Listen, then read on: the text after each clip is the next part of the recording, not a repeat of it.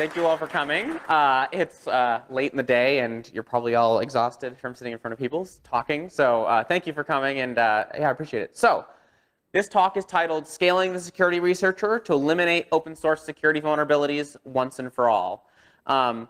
Just a little bit of an introduction. Who am I? My name is Jonathan Leitschuh. I am a software engineer, software security researcher. I'm the first ever Dan Kaminsky Fellow. I'm a GitHub star and a GitHub security ambassador, and you can find me on Twitter at jleitschuh. I'll put it up in the end of the slides too. So, so a little bit of a disclaimer.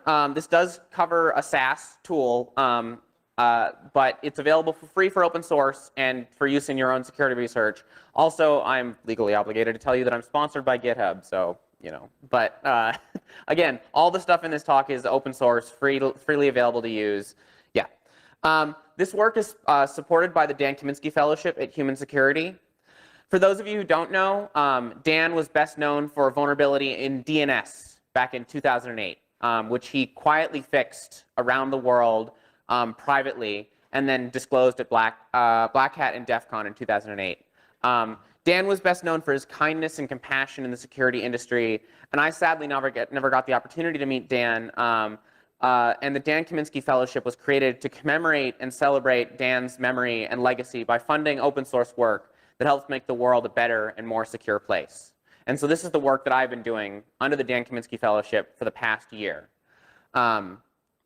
So, spoilers. I generated a bunch of pull requests to fix a vulnerability called zip slip across the Java ecosystem. In particular, I generated 152 pull requests to fix zip slip across the Java ecosystem. But we'll get into, if you don't know what zip slip is, don't worry, we'll get there. Also, there's like a story for how we got here. So let's start at the beginning. This whole story started with a simple vulnerability. And this was that vulnerability. It was in my company's Gradle build, and it was the use of HTTP instead of HTTPS to resolve our dependencies without any additional authentication, because the Java ecosystem doesn't have additional verification of artifacts being downloaded in your build tool. And so this is why this is important, right? You know, classic attacker in the middle vulnerability, the use that can be the result of using HTTP instead of HTTPS. And this is an example of that same vulnerability existing in Maven POM files. So Gradle, which is the first build tool file that I showed you, is used to build 50% of the Java ecosystem, and Maven is used to build the other 50% of the Java ecosystem. And Gradle is also used as a build tool for 99% of the Android ecosystem. So if you have an Android phone, the apps on your phone some way got there through the supply chain supplied by Gradle. This is what it looks like in artifact upload, and this is where credentials are also attached, so they're also sending credentials over the wire. And this vulnerability was everywhere. It existed in the organizations of the projects of Spring, Apache, Red Hat, Kotlin, JetBrains, Jenkins, Gradle, Groovy, Elasticsearch, Eclipse Foundation. And who else was vulnerable? Oracle, the NSA, LinkedIn, Stripe. This impacted open source projects of all of these different organizations. So I reached out to Maven Sonatype, and Maven Sonatype is the Python, pip to the Python ecosystem, NPM to the JavaScript ecosystem. Sonatype is that for the Java ecosystem. And they reported that 25% of their traffic in June of 2019 was still using HTTP to resolve dependencies instead of HTTPS. And so how do we fix this? Well, I pushed forward an initiative that on January 15th, 2020, all the major artifact servers in the Java ecosystem would decommission support for HTTP in favor of only supporting HTTPS. And I got support. The major artifact servers all published blog posts announcing it. I published tweets. We talked about it. Unfortunately, on January 2020, which was only 15 days away from decommissioning support for HTTP across the industry, Sonatype said that still 20% of the artifacts or of the industry was using HTTP to resolve dependencies instead of HTTPS. So you can imagine what might have happened on January 15th, 2020. Lots of broken software. Yeah, but we stopped the bleeding. But what about the other repositories? So these are only the most commonly used repositories in the Java ecosystem. The thing about the Java ecosystem is companies will host artifact servers, organizations will host artifact servers. So people are building their Java software from a variety of different sources, pulling their components in from a variety of different repositories. And so this only fixed the top 4. There's the rest of the industry and the rest of the open source ecosystem still vulnerable. So how do we fix the rest? And I said, let's just generate pull requests. Let's fix this vulnerability at scale and deal with the vulnerability at its source. And so how? Well, first you need to track down the vulnerable code. And so I wrote a CodeQL query to find this vulnerability. It's very simple. And for this so CodeQL scans 100,000 open source projects. And so you can write a CodeQL query and run it against open source projects across the industry and find vulnerabilities just like this. And for this little bit of query, I submitted it to the GitHub Security Lab bug bounty program and got it merged into the main line so that any project that's using CodeQL to scan their projects are using this query now. And for this, GitHub awarded me a $2,300 bounty. I'm getting a bit of it. There we go. I was an echo back there. And then I wrote a pull request generator using the list of vulnerable projects. It was Python-based. It had a wrapper over GitHub's hub CLI, one nasty regular expression, and a lot of logic for bouncing off of GitHub's rate limiter. And this is the logic. This is the pull request engine. You can see the commit message, the branch. There's an underlying engine behind all of this logic, but this was the first thing that I wrote. And this is that regular expression that I talked to you about. And so this was for fixing it in XML files. And the reason that I used a regular expression instead of an XML parser is that if you parse XML into an XML parser, and then you modify that XML, and then you dump it back out, the XML parser is going to dump it back out into its format, not the format of the source code that you originally imported. And so the only way to fix vulnerabilities and not have a giant diff that the maintainer is going to see and be like, great, thanks for fixing a vulnerability. I'm not merging that, though, because it changes everything else in the file. You need to use regular expressions. The problem is, if you use regular expressions to solve your problem, now you have 2 problems. But it worked, regardless. I generated pull requests. In fact, and this is an example of the diff, right? Just a simple replacement, HTTP to HTTPS, in the right locations in these POM files. And I generated 1,596 pull requests to fix this vulnerability across the Java ecosystem. And this was in 2020, as of 2022, today, there's about a 40% merge rate on that, which is a solid number of projects that have been fixed as a result of this. And for this additional work, GitHub awarded me an additional $4,000 bounty for this work and fixing this vulnerability across GitHub under the GitHub Security Lab bug bounty program. And so I got hooked on this idea of bulk pull request generation. This is my GitHub contribution graph for 2020. You can see I actually did 2 campaigns for different vulnerabilities in 2020. I have a problem. I have ADHD. That's not my problem. I don't think that ADHD is a problem. The problem is that I love chasing squirrels. And I will go and read vulnerability disclosure feeds, and I'll be like, I wonder where else that vulnerability is. And the thing is, I will find that same vulnerability in a lot of places, using CodeQL, using the GitHub security, GitHub search. I'm finding too many security vulnerabilities. This is an example of a CodeQL query result for zip-slip. I didn't write the query, but you can look at this. This is on lgtm.com, and there are pages and pages and pages and pages of this result coming back with positive indications of this vulnerability existing in open source software. This is a critical security vulnerability in a lot of cases.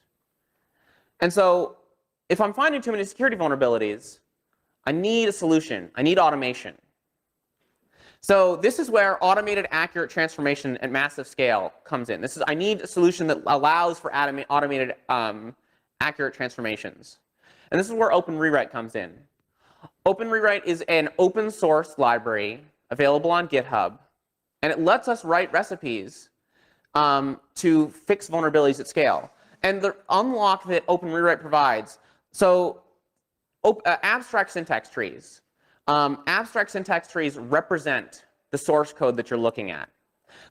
So when you're running a compiler, like the Java compiler, the C compiler, they transform that source code into an abstract syntax tree.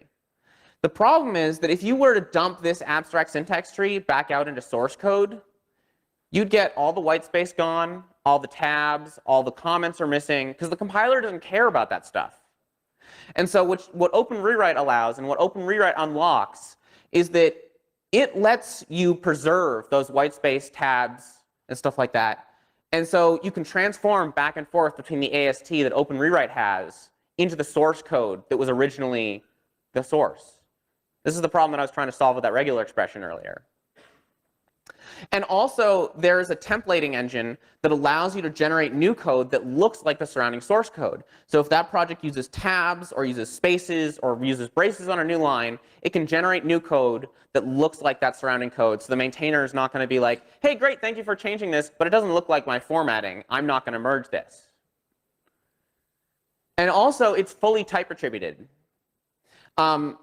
Is this log4j, SLF4j, logback? Those are all logging frameworks in the Java ecosystem. The type attribution lets you know what type that is. I can't imagine this ever being relevant, potentially, if there was a big security vulnerability in a logging framework, ever, log4j. And also, with the type attribution and formatting, you end up with this really rich graph of data that you can work on. There's actually 6,000 nodes missing from this graph on the left because otherwise it'd just be fuzz. And if you need to generate new code, sometimes it generates, you have really complex ASTs. So if you need to insert new source code into the AST to fix the vulnerability, it can be really complicated. And so what if I need to inject this new bit of code to fix zip slip? And we'll get into zip slip and what it is for those of you who don't know. But let's assume we need to inject this code to fix a vulnerability. How do we do that? Well, Open Rewrite comes with a templating engine that lets you provide variables and a template and say, I need to inject this code, generate for me the AST, the Java types required to represent this source code. And it also comes with a coordinate system that lets you place that source code exactly in the right location in the file or in the tree to fix the vulnerability. And so we can go from this vulnerable code to this fixed version of the code very easily. So what's possible now? What vulnerabilities can we fix given the unlock that Open Rewrite provides? I'm going to talk to you about 3 different vulnerabilities: temporary directory hijacking, partial path traversal, and zip slip, and the research that I engaged in using Open Rewrite to fix these vulnerabilities at scale. So vulnerability number 1, temporary directory hijacking. For those of you who don't know, the temporary directory on Unix-like systems is shared between all users. So if you write file contents into that directory, other local users will be able to view those files. And this is temporary directory hijacking. And the vulnerability exists because, well, this bit of code you'll see a lot, because prior to Java 1.7, there did not exist an API to create a temporary directory. So people would create a temporary file, which does create a file with a randomly named, pseudo-random or CSPRNG, like secure random number generator, and then they'd call delete on it, and then they'd call makedir. And this is because there wasn't an API to create directories directly. And so you'd actually get this vulnerability if you looked on Stack Overflow to say, how do I create a temporary directory? So why is this vulnerable? It's vulnerable because there's a race condition here. And the race condition exists between the delete and the makedir. An attacker can view the content, the file being created, see that it gets deleted, and then race the Java process to create the directory before the Java process does. And if they do, they own the directory. And this directory returns false. This makedir returns false if it fails. So if you're not checking the return code, you're vulnerable. It doesn't throw an exception if makedir fails. This is one valid fix for this vulnerability. However, it's still insufficient because when you use makedir, it'll use the default uname permissions for the file that's being created, And so this directory that's been created will still be visible to the contents of the directory will still be visible to other users. And so you're still exposing the contents. And so this is what's called temporary directory information disclosure. And so this is the real fix. You switch to this new API that was introduced in Java 1.7. We're currently on Java 17. So this API has been around for a while. You can safely use it. And this will fix the vulnerability by setting the correct POSIX permissions on the directory that's being created. And I got a bunch of CVs for this vulnerability. I generated pull requests. In this case, I generated 64 pull requests across the open source ecosystem to fix this vulnerability across open source. And this is an example. You can see the removal of the delete and the make dir. But we can also do more complicated things. If we need to remove those, we need to remove those if checks, because even though this is not vulnerable to temporary directory hijacking, it's still vulnerable to temporary directory information disclosure. So we still want to fix this vulnerability and clean it up. And so you can see that Open Rewrite is able to generate this diff using the abstract syntax tree transformer Open Rewrite. And so vulnerability number 2 that I want to talk to you about is a vulnerability called partial path traversal. Partial path traversal, let's assume that you have 2 local users on a system. You have user Sam and user Samantha. And you have logic that you want to sandbox your file access to user Sam. Partial path traversal allows an attacker to access a sibling directory with the same prefix. So again, starting with user Sam, if you have user Samantha, the vulnerability exists because you haven't correctly sandboxed your logic, and it allows an attacker to access user Samantha because they share a common prefix. And this is the vulnerable code. But let's dive into why this is vulnerable in particular. So get canonical path is actually the reason this is vulnerable. And let's dive into why. Get canonical path is used to normalize a file. So it gets rid of the path traversals, right? It normalizes the file out. So the problem with get canonical path, though, is even though it does correctly normalize the file, when it returns a string, and that string that gets returned when you call it on user/sam, it returns a string like this. And you notice there's a missing trailing slash on that string. And so if you're using this starts with call, it allows the vulnerability. So let's take this input as an example. Let's say that we've sandboxed our logic to user Sam, and we have a user-controlled value coming in, /Samantha/Baz. When get canonical path gets called on that, user/Samantha/Baz does start with user/Sam, and this IO exception does not get thrown, and the guard that was in place gets bypassed. And so what's the fix for partial path traversal? So one of the fixes is to re-add that path separator value back into the starts with call.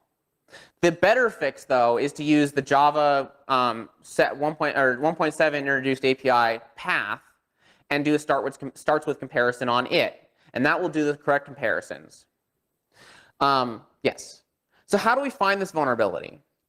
Well, if you're looking at this code, we need to identify the vulnerability in order to fix it with Open Rewrite. So how do we do that? So first thing we're looking for in the abstract syntax tree is a starts with call on the string object, the Java string object. And then we're looking for a subject, get canonical path, and also an argument, which is get canonical path. And we want to also look for cases where we have this path separator character present, because we don't want to fix source code that's not vulnerable, right? This is not vulnerable. We don't want to fix it, right? So we need to differentiate that, because we don't want to be generating pull requests where it's not necessary to fix this vulnerability. So it can't just be that easy, right? Well, developers write code in a lot of different ways. So what if a developer pulls that value into a variable? Or they pull the argument into a variable? Or they have the fix, but it's also in a variable. How do we know if this logic is vulnerable or not when looking at it from the abstract syntax tree? And so we need data flow analysis. Data flow analysis allows us to track the value as it flows through the application and determine this starts with is being called on the return value of get canonical path. And it also lets us determine that the argument is flowing to this argument in this function. But it also can do intermediate steps through the application as well and track that. So data flow allows us to uncover hard to find vulnerabilities and prevents false positives. And this is the data flow analysis API. How many of you have written any CodeQL? Hey, yeah, we actually got some responses. So if you've used CodeQL's data flow analysis API, this is very similar. I wrote it intentionally to make my life sane and your life sane. So you can translate your knowledge from data flow analysis for CodeQL to Open Rewrite very easily. And this is the fix, right? This is an example of actually generating the fix to fix this vulnerability. You can see we clean up the code and we put the correct call in place. There's an example of this vulnerability. It was in the AWS Java SDK. This is a funny story, I promise you. This vulnerability existed in this little bit of logic that attempted to sandbox as you're downloading the contents of an AWS S3 bucket to verify that the keys of that AWS S3 bucket are not path traversal payloads attempting to escape the destination directory when you're downloading the contents of the S3 bucket.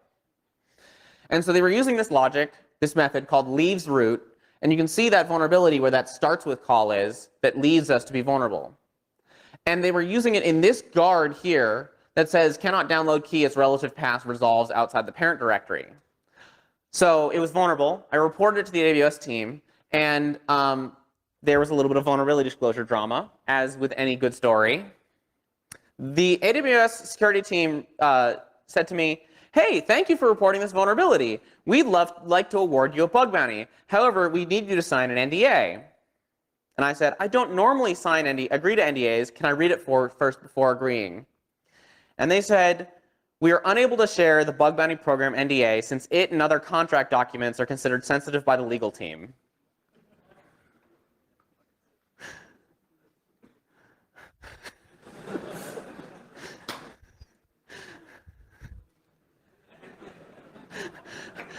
Anybody play Pokemon? Yeah.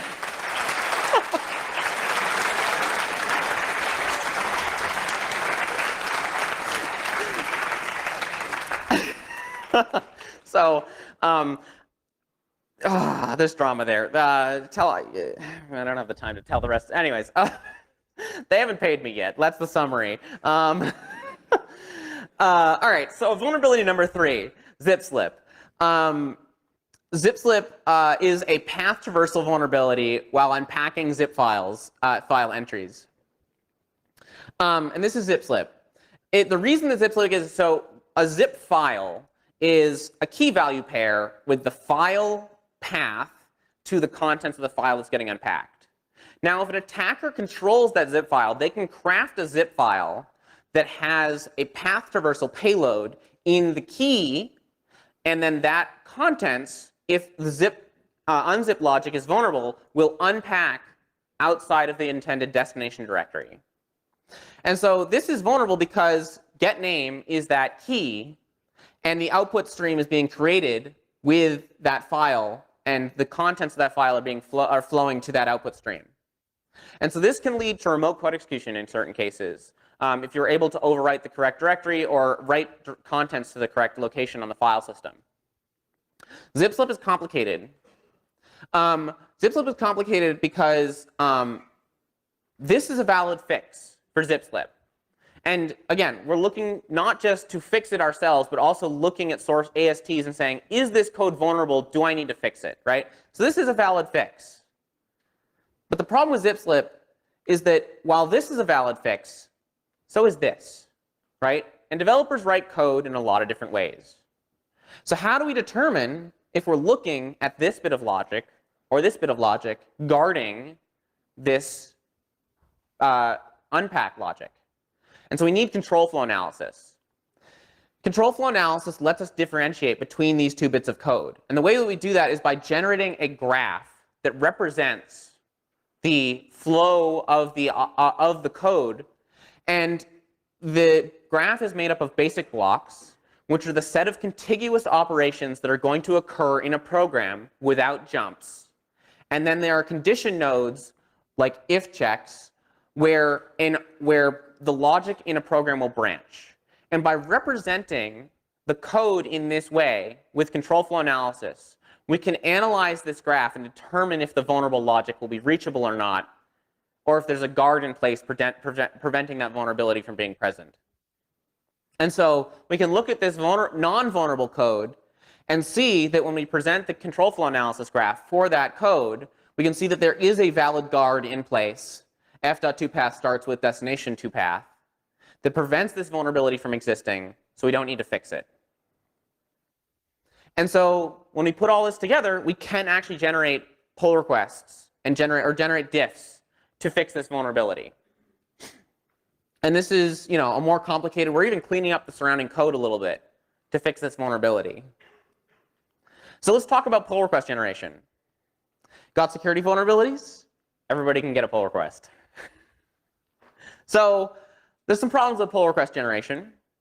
One of the questions you might ask is, how fast can you generate pull requests on something like GitHub? So for when you're generating a pull request, or even if you're creating a pull request as a developer, there are a bunch of steps you need to make. Some of them are file I/O, Git operations, GitHub API calls. GitHub API calls are rate limited. So the first thing you need to do is check out and download the source code repository, which is a Git operation. It's free on GitHub, not rate limited at all. Then you need to branch, apply the diff, and commit the changes.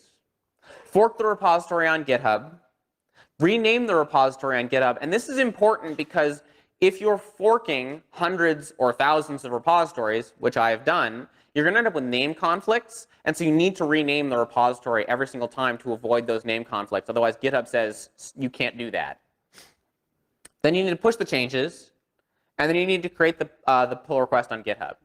And you notice that 3 of these are API calls to GitHub. And GitHub asks that you wait at least 1 second per API call that makes a write or a modification to their system. And then they also have a secondary and tertiary rate limit.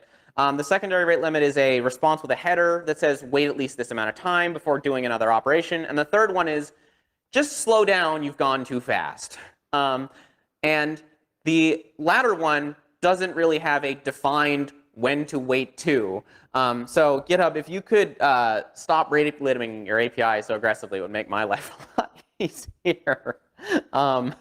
Yeah. So we made it this far. We've detected the vulnerability. We've detected the style. And we fixed the code and generated the diff in the style that looks like the surrounding source code. And we've bypassed the rate limit by basically slowing down enough to whatever that means to make GitHub happy. How do we actually fix this for all the repositories on GitHub that we want? So this is where we're going to introduce Modern. Modern is free for open source projects. They have about 7,000 repositories indexed across the Java ecosystem. And it allows you to rewrite transformations at scale and generate and update any pull requests that you may create using it. And this is the SaaS that they have. They have recipes for things like transforming your code from, updating the version of Spring, for example. We all, as security practitioners, know how important it is to keep a dependency like Spring up to date. But also, you might not think about your testing framework and your organization as a security critical. But if you want to run the latest version of Spring in your Java application, you have to update your test framework to use JUnit 5, because the latest version of Spring will only run its tests on the latest version of JUnit. And the problem is, between JUnit 4 and JUnit 5, there were a lot of API breaking changes. It requires a lot of work to rewrite your source code, your tests, to use this new version of JUnit. And so there's a migration for that. You may not think of your tests as security critical, but turns out, if you can't update a dependency, sometimes it is. And then it also supports bulk pull request generation across your open source repository, across your corporate repository as well, inside of, yeah. And so if I want to generate pull requests, this is, for example, temporary directory hijacking. You can say I want to create a pull request from a fork. You can set the branch name, the commit name, the organization you're going to create the fork from, set the pull request title, the pull request body, add your GPG keys, yes, into a SaaS, I know. But then, it'll just go and generate the pull request for you, on your behalf, and it'll look like it's coming from your account. And so that's what I did. So The problem is, though, I told you earlier, Modern is indexing 7,000 open source projects, but there are more than 7,000 open source Java projects in the world. How do we find the other vulnerable projects? And this is where CodeQL comes in. CodeQL scans hundreds of thousands of open source projects and over 35,000 open source Java projects. And so you can write a CodeQL query to find vulnerabilities at scale and get a list of projects that you know to be vulnerable, and then make a pull request to add that list of projects that are vulnerable to this list here, which is open source. It's a CSV file. And then Modern will begin to ingest those open source repositories as well, so that you can run your open source, your open rewrite recipe across those projects as well. So finally, let's go generate some open source pull requests. That's what I did. This is some, it's flashy, not really, but and so let's look at the statistics. For temporary directory hijacking, I generated 64 pull requests, partial path traversal, 50 pull requests, and zip slip, 152 pull requests. Think about how much time it would take to report each one of these vulnerabilities by hand to a project and wait for its standard 90-day disclosure timeline. It's a lot of time saved. So new pull requests that I've generated this year alone, over 600. And I've personally been involved in generating over 5,200 pull requests to my name. One unlucky project was the recipient of all 3 of the vulnerability fixes that I generated this year. Yes. And this is my contribution graph for this year. I've continued refining the recipes and generating more pull requests and refining the recipes and getting more projects indexed. So with the time that I have left, I want to discuss some of the best practices for bulk pull request generation. Messaging. You are dealing with real people when you're doing this. There's this saying, all software problems are people problems in disguise. And I have just thrown a software solution at a people problem. These are vulnerabilities in real software with real maintainers who are owning this code. So you do need to consider the human element around the vulnerabilities that you're disclosing in this way.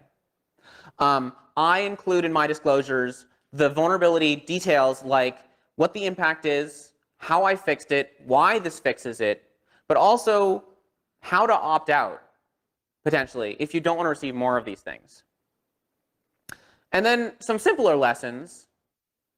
Lesson 1, sign off on all your commits.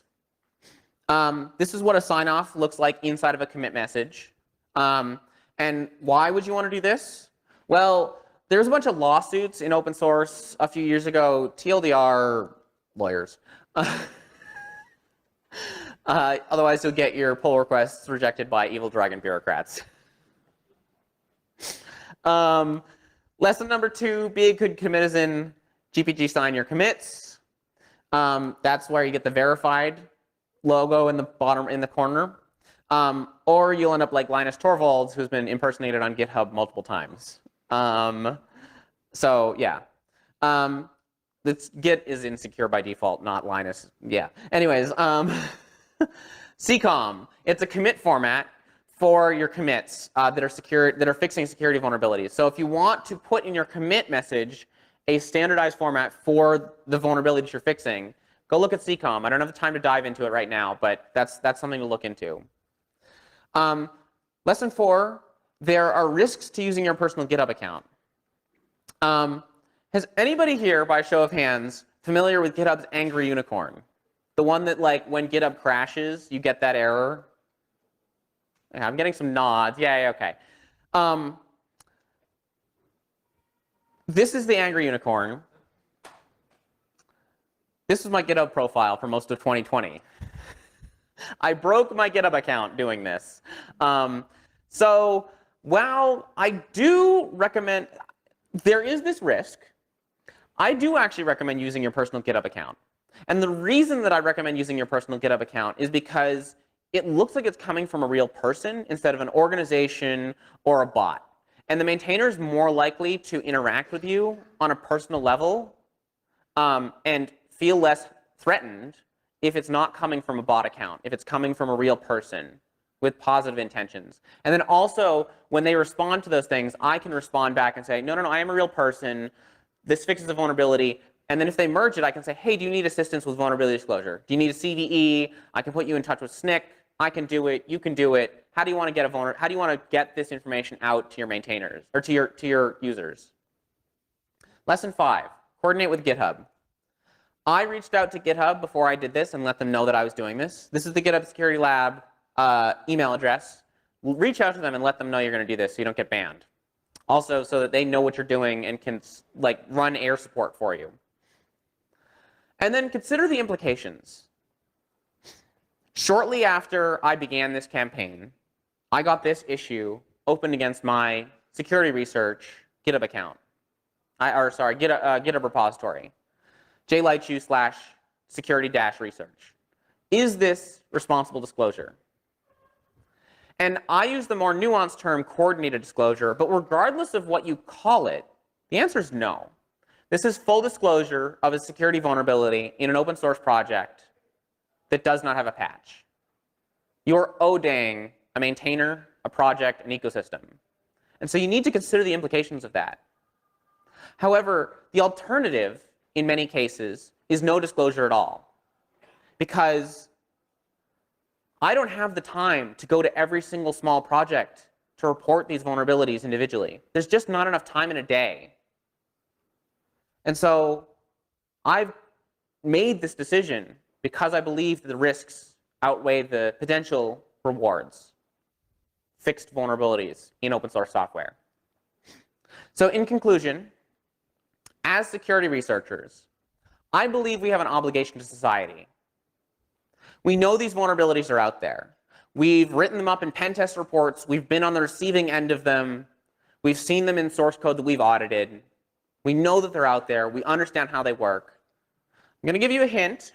Most software developers don't watch Black Hat talks, don't watch DEF CON talks. Some of them do. A lot of them do not. So we know how these vulnerabilities work. And I believe we have an obligation to the society out there to use our knowledge of math science technology to fix these vulnerabilities at scale. There's the statistic that GitHub has. For every 500 developers, you have 1 security researcher. We are heavily outnumbered in this industry. And so I believe that bulk pull request generation is one of the best ways for us to scale our knowledge of security to fix these vulnerabilities that plague the industry writ large. And with that, I want to leave you with one final quote. It's from Dan Kaminsky.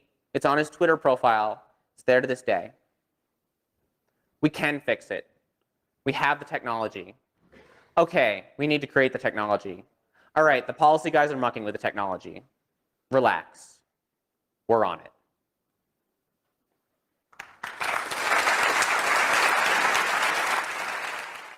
So, some final notes. Learn CodeQL. It's really powerful. You can find vulnerabilities at scale. Contribute to Open Rewrite. Join the GitHub Security Lab and Open Rewrite Slack channels. They're both open. And then also, if you're interested in open source security at large across the industry, there's the Open Source Security Foundation, which is a part of the Linux Foundation. And they're having open meetings. There's an open calendar. You can join their meetings to discuss open source security vulnerabilities and open source at large securing it just by joining their meetings. And with that, I want to thank Human, my sponsor, Modern, for working with me on this project. They've been awesome. Lydia Giuliano, the Black Hat speaker coach that I work with, and Sham, my intern, who created some of the graphics for Control Flow that you saw earlier. Thank you.